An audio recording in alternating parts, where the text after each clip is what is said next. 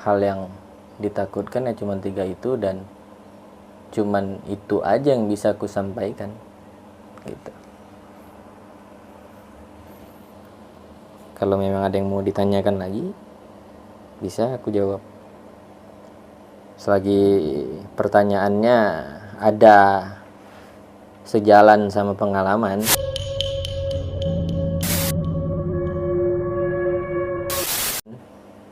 Oke. Ini aku mau nanya lagi ya. Tanggapan kamu di saat followers minta kodam? Tanggapan di saat followers minta kodam, iya banyak sih, kadang yang nge-live, kadang di YouTube, kadang di komentar yang minta hal kayak gitu. Aku mau kasih tahu sebenarnya juga hal kodam itu kan banyak sekarang jadi bahan ejekan, jadi bahan bercandaan gitu kan.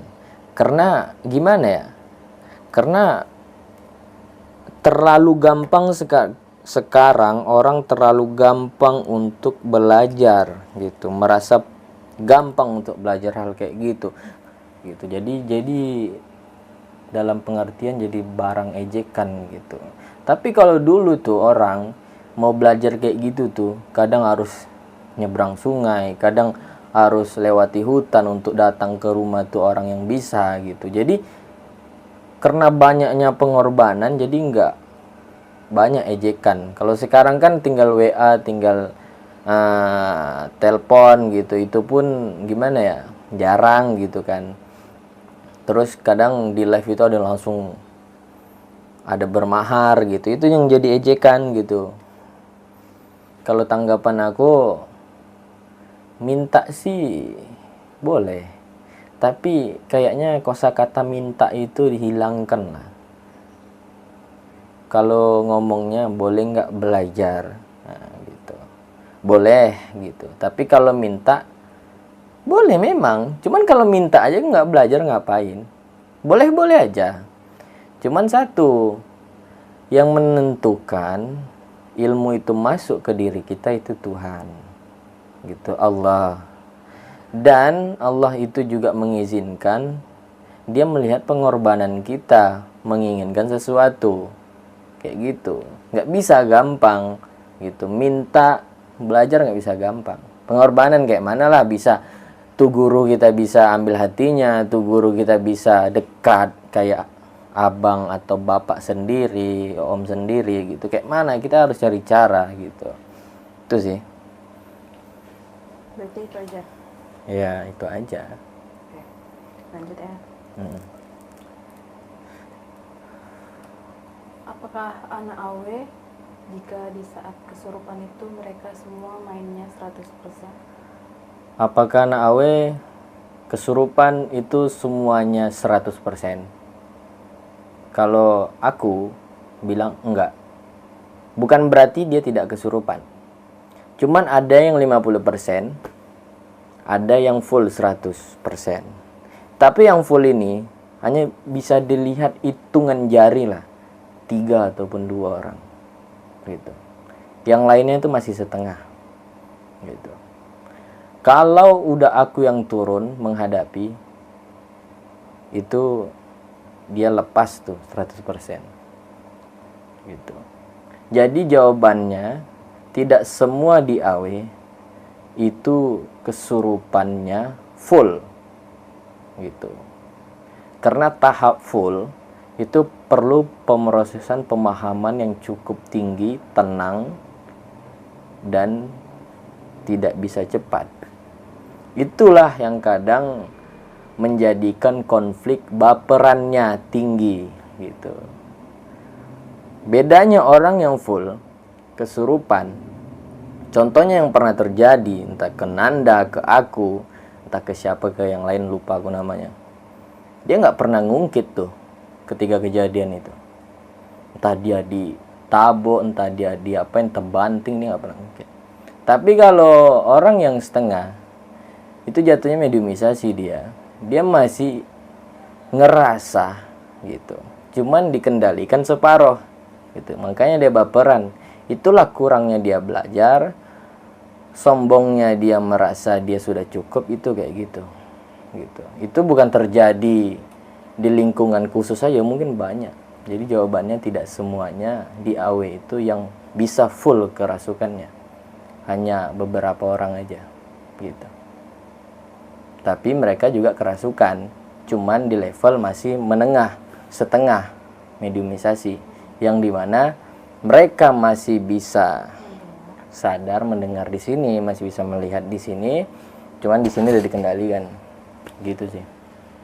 Itu dia perlu proses belajar kebatinan lagi, itu aja.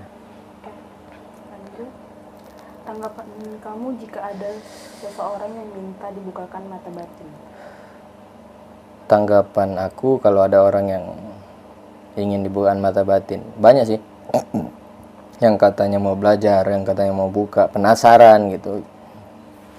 Sebenarnya mata batin itu bisa terbuka dengan sendirinya gitu. Cuman karena penasaran, karena hal yang gimana, ego itu gitu kan, nggak pernah berpikir ke belakang kenapa kita tidak diperlihatkan mereka secara langsung gitu. Kalau tanggapan aku apa yang aku bilang ke orang itu banyak. Mata batin itu jika ada orang yang datang ke aku, ya aku cuma bilang akan terbuka dengan sendirinya jika kau betul-betul ingin belajar. Karena mata batin itu terbuka dengan sendiri dan kita juga yang bisa nutupnya dengan sendiri gitu. Tapi banyak kan orang bilang harus tuh dibukain sama tuh orang dan harus ditutupin juga sama orang lain. Sebenarnya itu pemahaman yang salah. Ketika kita belajar menyatu, paham kayak gini, itu mata batin bisa terbuka dengan sendirinya tanpa kita sadari. Dan kita juga bisa nutup ketika kita tenang, ketika ego kita tahu mana ego kita, ketika kita bisa kontrol jiwa kita bisa nutupnya sendiri ketika tuh makhluk udah terlihat tuh gitu. Jadi kalau ada orang yang minta bukakan mata batin, aku cuman ngomong belajar sungguh-sungguh dan dia akan terbuka dengan sendirinya. Apakah ada efek sampingnya jika mereka buka mata batin hanya untuk penasaran seperti halu atau gila? Betul. Bisa stres, bisa gila, gangguan kayak jiwa dia terganggu dimanapun perasaannya nggak tenang. Contohnya kayak orang nggak bisa berenang tapi dia mau ngetes-ngetes main di air gitu. Bisa tenggelam tuh orang. Ataupun bisa ya dia ngelihat kawannya bisa main berenang di tengah laut kayak gitu, dia ngetes-ngetes. Ya, bisa kalau dia nggak paham ya dia bisa mampus tuh gitu. Jadi jangan cuman penasaran aja nggak enak hidup itu.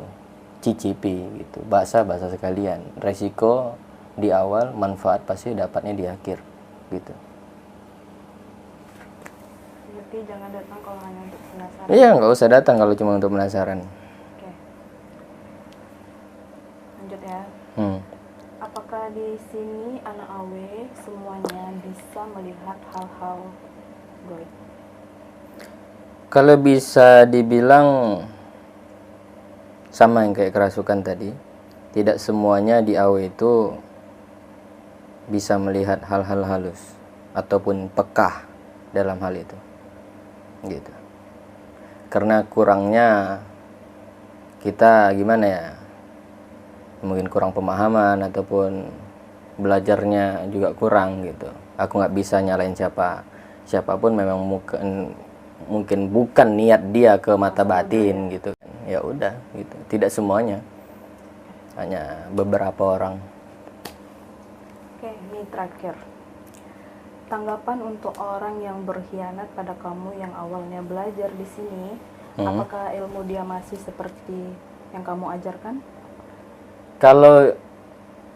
Kalau aku sih mesan untuk orang yang selalu sharing belajar ke sini, selagi dia tidak meninggalkan apa yang ku sampaikan gitu, kayak amalan-amalan ringan lah, bagaimana kita ini bisa dekat sama Allah, kayak sebelum tidur berwudu, buat ya kayak gitulah, syarat-syarat yang pasti paham lah mereka yang udah pernah belajar syarat-syaratnya apa. Tapi kalau mereka udah meninggalkan itu, persyaratan itu, jangankan mereka ini, kayak lebih ke baru meninggalkan, kayak contohnya nih, mereka baru keluar terus besoknya udah mereka nggak lakukan itu udah hilang ilmunya gitu.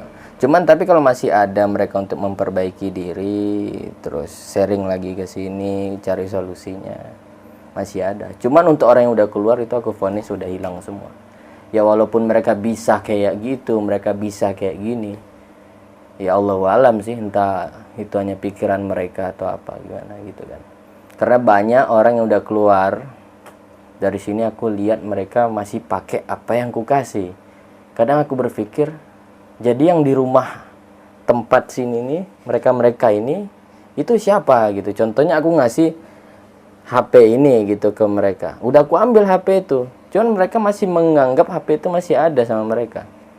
Oh, aku bilang mereka tersugesti berarti. Ya udah terserah, selagi mereka enak, enjoy, ya gitu. Tapi pada dasarnya jika mereka udah keluar dari lingkaran ini, karena mereka belajar, mereka keluar, mereka konflik di sini, mereka buat hal yang sebenarnya tidak aku inginkan, itu udah aku vonis mereka udah tak ada lagi sebenarnya. Gitu. Walaupun mereka bisa, mereka sugesti itu.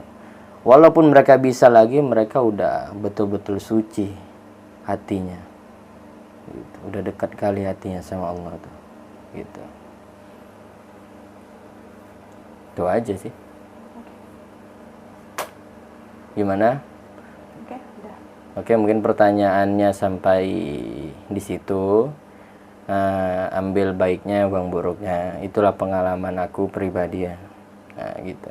Jadi apa yang ku ceritakan tadi, jika ada baiknya diambil, jika ada buruknya itu ya buang aja gitu. Baiknya datang dari Allah, buruknya mungkin dari diri aku sendiri.